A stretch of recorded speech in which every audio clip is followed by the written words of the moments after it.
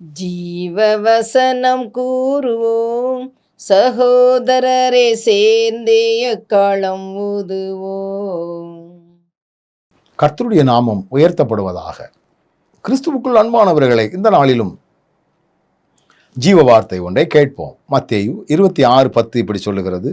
இயேசு அதை அறிந்து அவர்களை நோக்கி, நீங்கள் இந்த ஸ்திரீயை ஏன் தொந்தரப்படுத்துகிறீர்கள்? என்னிடத்தில் நற்கிரியை செய்திருக்கிறாள். வசனம் சொல்லுகிறது, ஏன் இவளை தொந்தரப்படுத்துகிறீர்கள்? தொந்தரவுப்படுத்துகிறது யார்?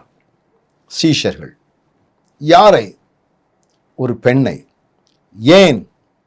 ஆண்டவருடைய பாதபடியில் விலையேறப்பட்ட ஒரு தைலத்தை அவள் சிந்தினதாக வசனம் சொல்லுகிறது.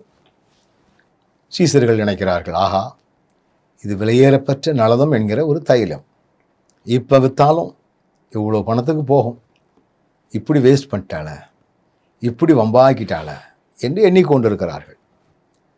ஆண்டவருக்காக இழப்பது ஆண்டவருடைய பார்வையிலே மகத்துவமானது. ஆண்டவருக்காக பவுல் சொல்கிறார், ஆத்துமாவுக்காக செலவு பண்ணவும் செலவு பண்ணப்படவும். இப்படி ஆண்டவருக்காக நஷ்டப்படுத்துவதை ஆண்டவர் நற்கிரியை என்று சொல்லுகிறார்.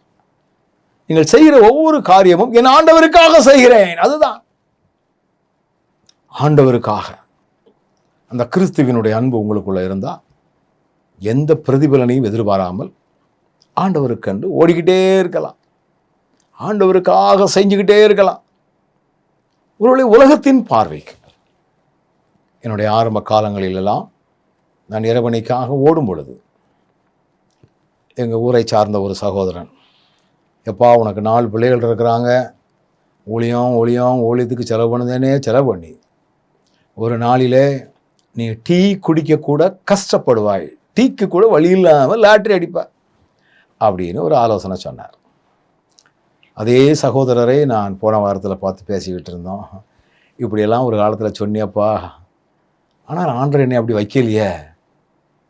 இன்றைக்கும் பார்த்தீங்கன்னா எல்லாவற்றிலும் நேர்த்தியாக இருப்பதற்குரிய கிருபைகளை ஆண்டவர் தருகிறார். ஆண்டவருக்காக நஷ்டப்படுகிறவர்கள் ஒரு நாளும் குறைந்து போவதில்லை. அது கல்வாரியின் அன்பின் நிமித்தமா, பேர் பிரஸ்தாபத்திற்காக அல்ல.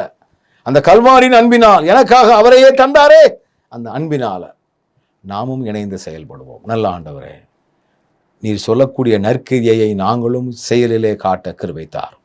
இயேசுவின் நாமத்தில் பிதாவே, ஆமென்.